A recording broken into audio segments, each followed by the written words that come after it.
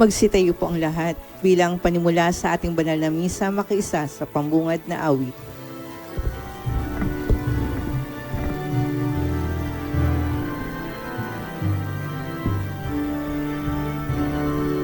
Bayan muling magtipon, awitan ang Panginoon. Sa biging sariwain, pagliligtas niya sa atin. Sa biging sariwain, pagliligtas niya sa atin. Sa ngalan ng Ama at ng Anak at ng Espiritu Santo, Amen. sumainyo ang Panginoon. At sumayo rin. Mga kapatid, aminin natin ang ating mga kasalanan upang tayo maging marapat gumanap sa banal na pagdiriwang. Inaamin ko. Sa makapangyarihang Diyos at sa inyo mga kapatid, naluba akong nagkasala sa isip, sa salita at sa gawa, at sa aking pagkukulang. Kaya isinasamo ko sa mahal na Birheng Maria, sa lahat ng mga anghel at mga banal, at sa inyo mga kapatid, na ako'y panalangin sa Panginoon nating Diyos. Kaawaan tayo ng makapangyarihang Diyos, patawarin tayo sa ating mga kasalanan, at patnubayan tayo sa buhay na walang hanggan. Amen. Panginoon, kaawaan mo kami. Panginoon, kaawaan mo kami. Kristo, kaawaan mo kami. Kristo, kaawaan mo kami. Panginoon, kaawaan mo kami. Panginoon, kaawaan mo kami. Manalangin tayo. Ama naming makapangyarihan, ang iyong paglingap ay di nagkukulang sa iyong pagsubaybay sa tanan. Niluluhog naming iyong pawiin ang tanang makapipinsala sa amin at iyon nawang panatilihin ang pakikinabang naming walang maliw sa pamamagitan ni Jesucristo kasama ng Espiritu Santo magpa sa walang hanggan. Amen. Pakinggan natin ang pagpapahayag ng salita ng Diyos.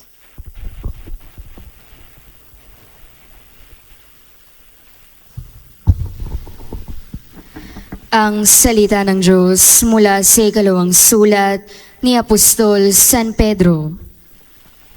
Mga pinakamamahal, samantalang hinihintay ninyo ang araw ng Diyos, magsikap kayong mabuti upang madali ang pagdating ng araw na iyon, araw ng pagkatupok ng kalangitan at pagkatunaw sa matinding init ng mga bagay na naroon. Ngunit ayon sa pangako ng Diyos, naghihintay tayo ng mga bagong langit at ng bagong lupa na pinaghaharian ng katarungan. Kaya nga, mga minamahal, samantalang kayo'y naghihintay, sikapin ninyong mamuhay na payapa, walang dungis at kapintasan. Alalahanin ninyong kaya nagtitimpi ang Panginoon ay upang bigyan kayo ng pagkakataong maligtas. Ngayong ito'y alam na ninyo, mga kapatid, dapat kayong mag-ingat upang huwag kayong mailigaw ng mga taong walang matuwid na patakaran. Sa gayon, hindi kayo matitinag sa inyong mabuting kalagayan. Ayon sa kagandahang loob ng Diyos, magpatuloy kayo sa paglago sa kabutihan at sa pagkakilala sa ating Panginoon at tagapagligtas na si Jesucristo. Sa Kanya ang kapurihan, ngayon at magpakailanman. Amen. Ang salita ng Diyos. Salamat sa Diyos. Salmong tugunan. Poon amin kang tahanan, noon, ngayon at kailanman. Poon aming kang tahanan, noon, ngayon, at kailanman. Wala pa ang mga bundok, hindi mo pa nilalalang. Hindi mo pa nililikha itong buong daigdigan. Ikaw noon ay Diyos na, pagkat ika'y walang hanggan. Poon aming kang tahanan, noon, ngayon, at kailanman. Yaong taong nilikha mo'y bumalik sa alabok, sa lupa ay nagbabalik kapag iyong iniutos. Ang 1,000 mga taon ay para bang isang araw. Sa mata mo, Panginoon, isang kisap mata lamang, isang saglit sa magdamag na ito ay dumaraan. Poon aming kang tahanan, noon, ngayon at kailanman. Buhay nami umaabot ng 70 taong singkad. Minsan na may umaabot ng 80 kung malakas. Yaong buong buhay nami sakbibi ng dusa't hirap. Pumapanaw pagkatapos dito sa sang makaliwanag. Poon aming kang tahanan, noon, ngayon at kailanman. Kung umagay ipadama yaong wagas mong pag-ibig, at sa buong buhay nami may galak ang aming awit. Ipakita sa lingkod mo ang dakila mong gawain, at sa sunod naming lahi, ipadama ay gayon din. Poon aming kang tahanan, noon, ngayon at kailanman.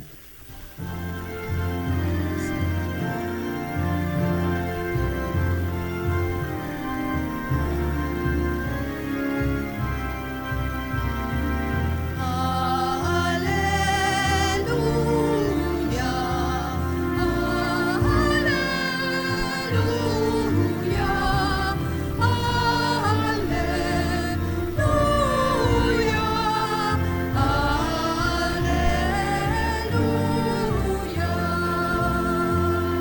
Diyos Ama ni Jesucristo, kami ay liwanagan mo at tutugon kami sa iyo.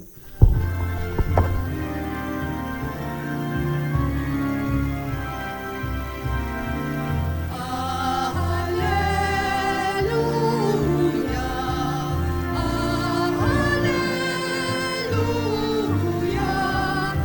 alleluia,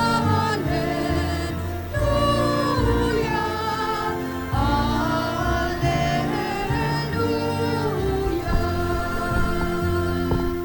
Sumainyo ang Panginoon. At sumaiyo rin. Ang mabuting balita ng Panginoon ayon kay San Marcos. Papuri sa iyo, Panginoon.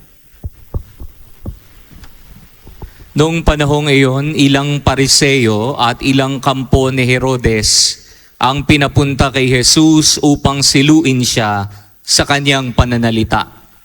Lumapit sila sa kanya at ang sabi, "Guro, nalalaman po namin kayo'y tapat at walang pinangingimian, sapagkat pareho ang pagtingin ninyo sa lahat ng tao. At itinuturo ninyo kung ano ang kalooban ng Diyos sa mga tao.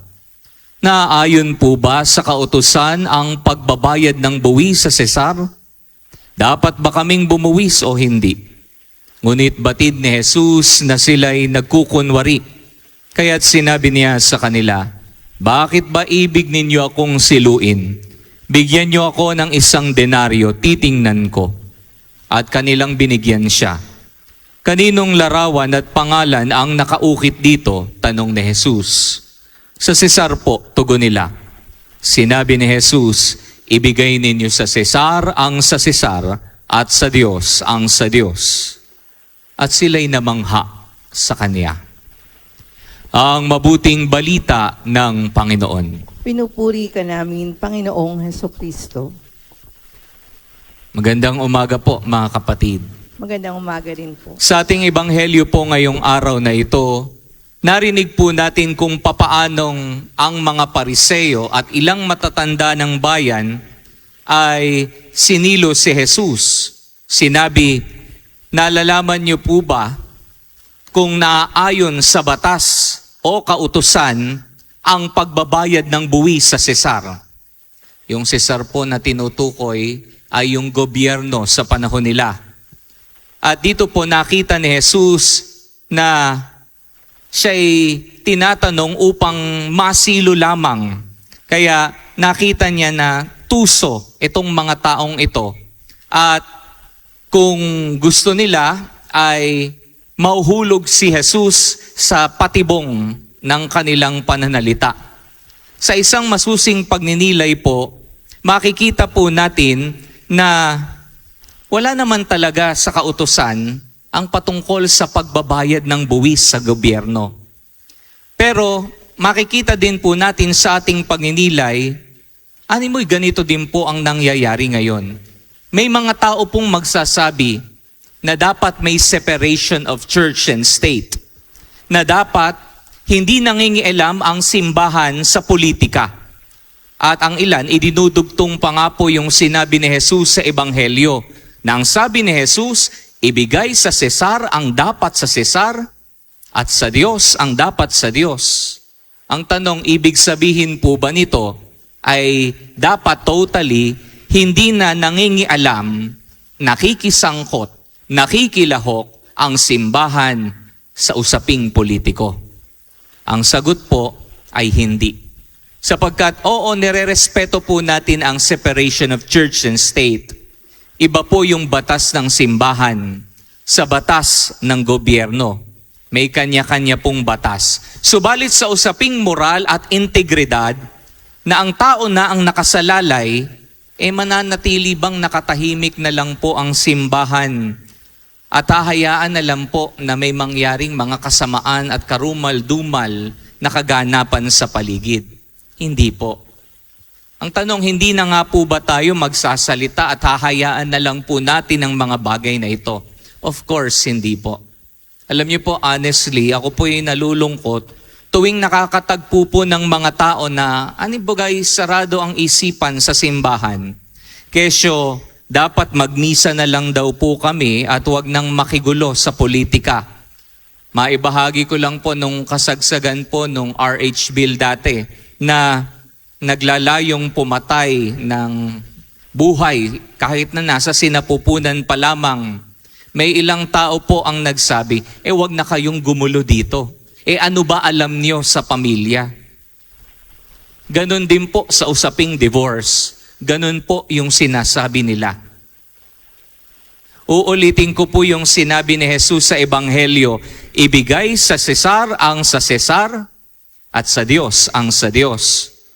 Ngunit kung hahayaan po nating mangyari yung mga karumal-dumal na kaganapan sa paligid, hindi po natin na ibibigay yung dapat na lingkod natin na ibinibigay sa Diyos. Alam niyo po, we are all called to be faithful servants of God. We must heed and follow what is true, good, and moral. Sana po sa mga pangyayari po na nagaganap sa paligid ay mamulat po ang ating mga mata na hindi lang po sapat na tumahimik at hayaan na lang o magkibit balikat sa mga nangyayaring masasama. Huwag tayong magbulag-bulagan. Maging boses sana tayo ng integridad kung papaanong si Jesus nakipaglaban sa kung ano ang tama at mabuti para sa nakararami. Magandang tanungin po natin ang ating mga sarili. Nagiging tunay at tapat nga ba tayong instrumento ng Panginoong Diyos? Atin pong pagnilayan ito sa pagpapatuloy ng ating banal na pagdiriwang. Amen.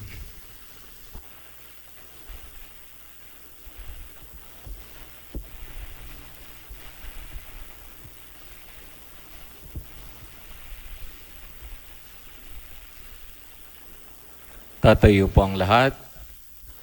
Mga kapatid, nabubuhay ang mga Kristiyano sa dalawang dimensyon. Mamamayan ng lungsod ng Diyos at mamamayan ng lungsod ng mundo. Manalangin tayo na maituon natin ang ating mga puso sa walang katapusang kaharian na darating para sa pangailangan ng mundong ito. Ating itutugon, Panginoon, dinggin mo ang aming panalangin. Panginoon, dinggin mo ang aming panalangin. Ang mga pinuno at miyembro ng simbahan, naway maging makatotohanan sa kanilang tungkulin na maging mga propetang saksi laban sa mga di makataong krimen at kawalang katarungan. Manalangin tayo sa Panginoon. Panginoon, dinggin mo ang aming panalangin. Ang mga pinuno ng gobyerno, naway makatarungang gamitin ang mga bagay na para sa Cesar. Manalangin tayo sa Panginoon. Panginoon, dinggin mo ang aming panalangin. Ang mga pinuno at mamamayan ng komunidad, naway magkaroon ng kamulatang ukol sa kanilang tungkulin bilang mga taong dapat na magbayad ng buwis at mga taong dapat makilahok ng malinis sa pagboto sa eleksyon.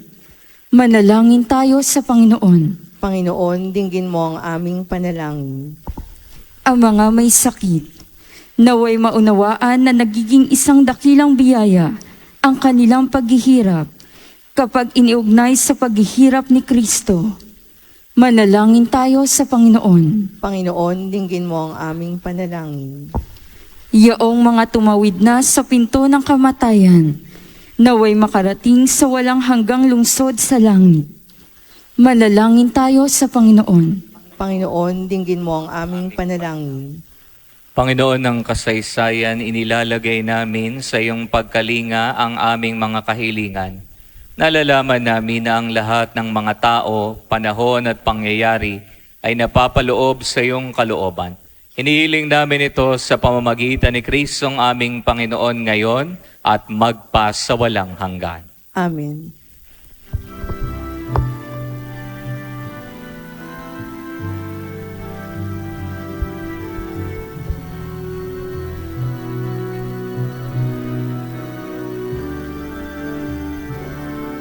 O Diyos, nawang di mabilang, tanggapin mo yan aming halal. Gawin ito bilang tanda ng aming kaligtasan. Narito alak at tinapay, bunga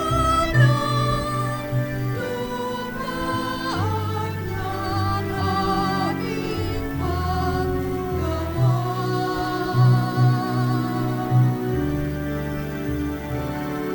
O Diyos, nawang di mabilang, tanggapin mo yan aming halay. Gawing alala ng pagkamatay, muling pagkabuhay ni Jesucristo.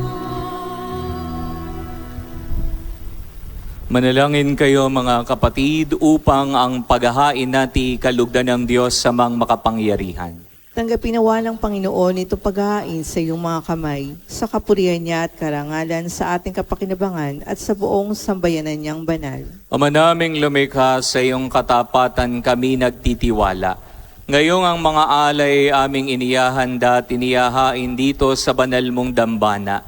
Sa kagandahang loob mong sa amin dumadalisay, kami naway makaganap ng may malinis na kalooban sa paglilingkod namin sa banal na pagdiriwang, sa pamamagitan ni Jesucristo, kasama ng Espiritu Santo magpa sa walang hanggan. Amen. Sumainyo ang Panginoon, At sumayo rin, taas sa Diyos ang inyong puso at diwa. tinaasa namin sa Pasalamatan natin ang Panginoong ating Diyos. marapat na siya ay pasalamatan. Ama naming makapangyarihan, tunay ngang marapat na ikaw ay aming pasalamatan.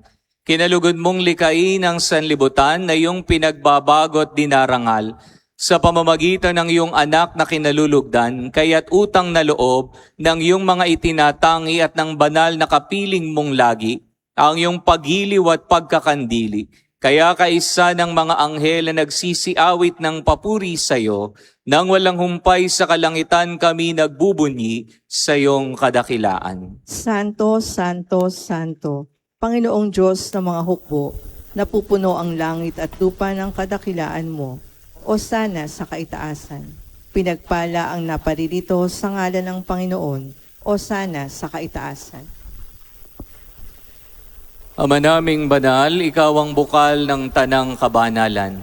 Kaya't sa pamamagitan ng iyong Espiritu, gawin mong banal ang mga kaloob na ito upang para sa amin maging katawan at dugo ng aming Panginoong Jesucristo. Bago niya pinagtiis ang kusang loob na maging handog, hinawakan niyang tinapay. Pinasalamatan kaniya. Pinaghati-hati niya iyon. Iniabot sa kanyang mga alagad at sinabi, "Tanggapin ninyong lahat ito at kanin. Ito ang aking katawan na ihahandog para sa inyo.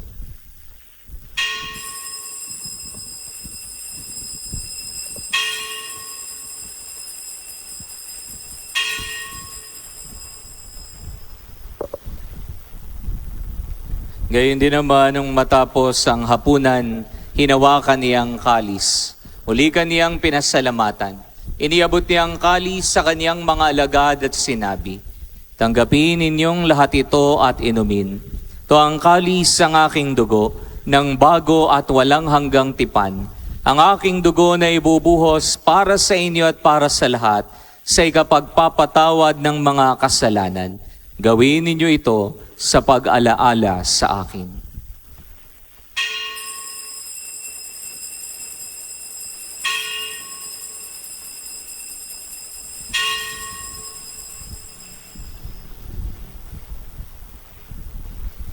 Pagbunyi natin ang misteryo ng pananampalataya. Si Kristo'y namatay, si Kristo'y nabuhay, si Kristo'y babalik sa wakas ng panahon.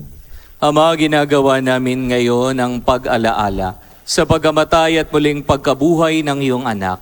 Kaya tiniyalay namin sa iyo ang tinapay na nagbibigay buhay at ang kalis na nagkakaloob ng kaligtasan. Kami nagpapasalamat dahil kami iyong minarapat na tumayo sa harap mo para maglingkod sa iyo. Tinasamo namin kaming magsalo-salo sa katawan at dugo ni Kristo ay mabuklod sa pagkakaisa sa pamamagitan ng Espiritu Santo. Ama, lingapin mo ang iyong simbahang laganap sa buong daigdig. Puspusin mo kami sa pag-ibig, kaisa ni Leon na aming Papa, ni Dennis na aming Obispo at ng Tanang Kaparian. Alalahanin mo rin ang mga kapatid naming nahimlay nang may pag-asang sila'y muling mabubuhay. Gayon din ang lahat ng mga pumanaw. Kawan mo sila at patuloyin sa iyong kaliwanagan. Kawan mo at paging dapating kaming lahat na makasalo sa iyong buhay na walang wakas. Kaisa ng mahal na Birheng Maria na Ina ng Diyos, ang kaniyang kabiyak ng puso si San Jose. Kaisa ng mga apostol at lahat ng mga banal na namuhay dito sa daigdig ng kalugod-lugod sa iyo, may pagdiwang nawa namin ang pagpupuri sa ikararangal mo sa pamamagitan ng iyong anak na aming Panginoong Hesukristo. Sa pamamagitan ni Kristo, kasama niya at sa Kaniya, ang lahat ng parangal at papuri ay sa iyo, Diyos samang makapangyarihan, kasama ng Espiritu Santo magpa sa walang hanggan. Amen. Sa tagubilin po ng mga nakagagaling na utos sa turo ni Jesus sa Panginoon natin at Diyos, pahayag natin ang may lakas loob ang panalangin tinuro sa atin ng Panginoon.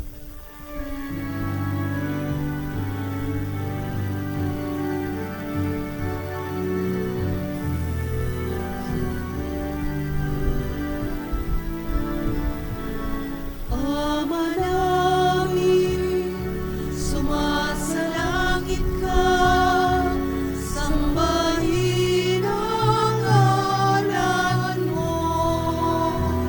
Mapasa amin ang kaharian mo, sundin ang loob mo. Dito sa lupa para ng sa langit, bigyan mo po kami ngayon ng aming kakanin sa araw-araw at pagtawarin mo kami sa aming mga sala, para ng pagpapatawad namin sa nagkakasala sa amin. At huwag mo kami maintulot sa tukso,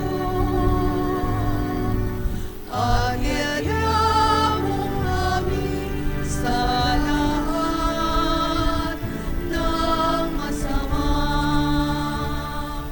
Nihiling namin kami adya sa lahat ng masama, pagkalooban ng kapayapaan araw-araw, iligtas sa kasalanan at ilayo sa lahat ng kapahamakan, samantalang aming pinananabikan ang dakilang araw ng pagpapahayag ng tagapagligtas naming si Jesucristo. Sapagkat iyo ang kaharian at ang kapangyarihan at ang kapurihan magpakailanman. Amen. Panginoong Jesucristo, sinabi mo sa iyong mga apostol, kapayapaan ang iniiwan ko sa inyo. Ang aking kapayapaan ang binibigay ko sa inyo. Tunghayan mo ang aming pananampalataya at huwag ang aming mga pagkakasala. Pagkalooban mo kami ng kapayapaan at pagkakaisa ayon sa iyong kalooban, kasama ng Espiritu Santo magpa sa walang hanggan. Amen. Ang kapayapaan ng Panginoon ay laging sumainyo. At sumayo rin. Magbigayan nawa kayo ng kapayapaan sa isa't isa. Peace be with you.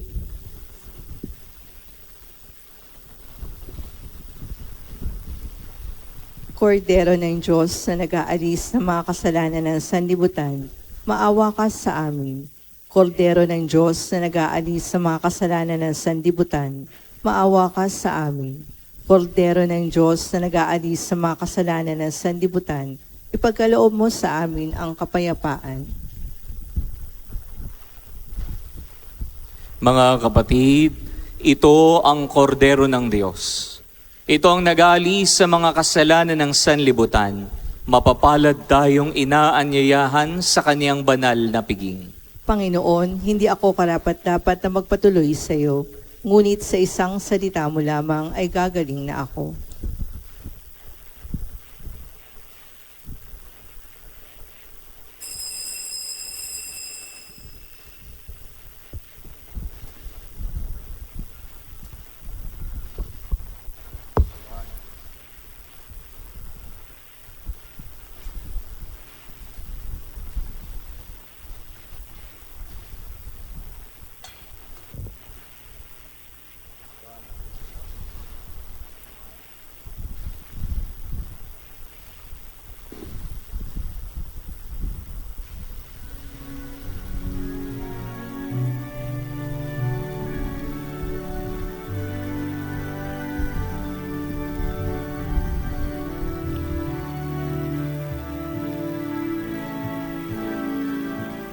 Jesu, panis peterdono patres.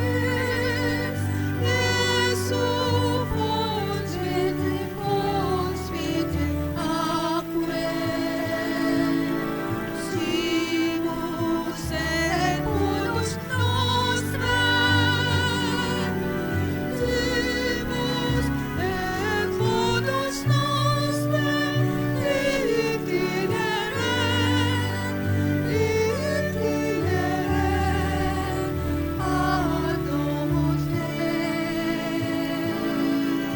Mula sa lupa, sumibol kang masigla. Matapos kang yurakan ng mga masasama. Sumilang ang liwanag ng mga nawawala. Tinapay na ang buhay, pagkain ng tuwa. Jesu, panis peterdono patres. Jesu, fons aquae.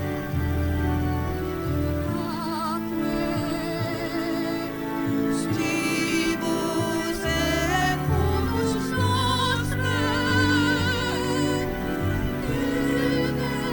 Et pudus nostrae divitinere.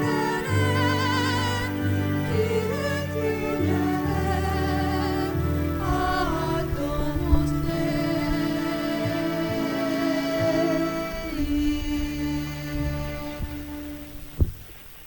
Magsiluhod po ang lahat. Panalangin kay San Isidro Labrador, tayo pong lahat.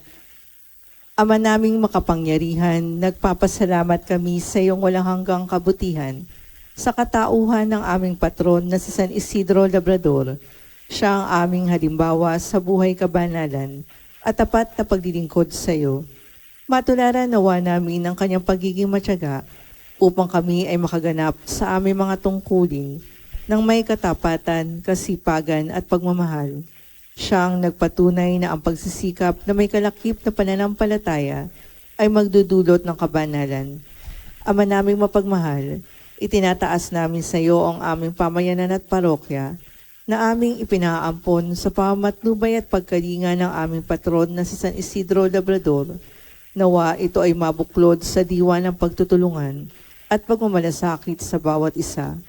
Magkaroon din nawa kami ng maalab at dalisay na pagmamahal sa banal na misa upang kami ay mahubog sa buhay kabanalan para sa ikadadakila ng iyong ngalan.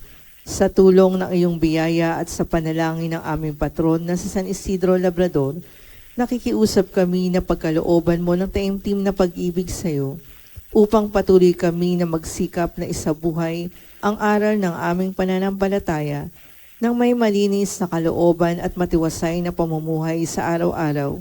Hinihiling namin ito sa ngalan ni Jesucristo na nabubuhay at naghaharing kasama mo at ng Espiritu Santo magpa sa walang hanggan. Amen. San Isidro Labrador, magsitayo po ang lahat. Manalangin tayo.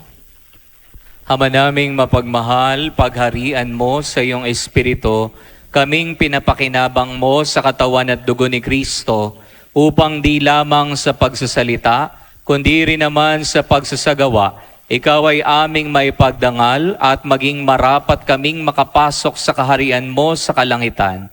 Sa pamamagitan ni Jesucristo, kasama ng Espiritu Santo, magpa sa walang hanggan. Amen.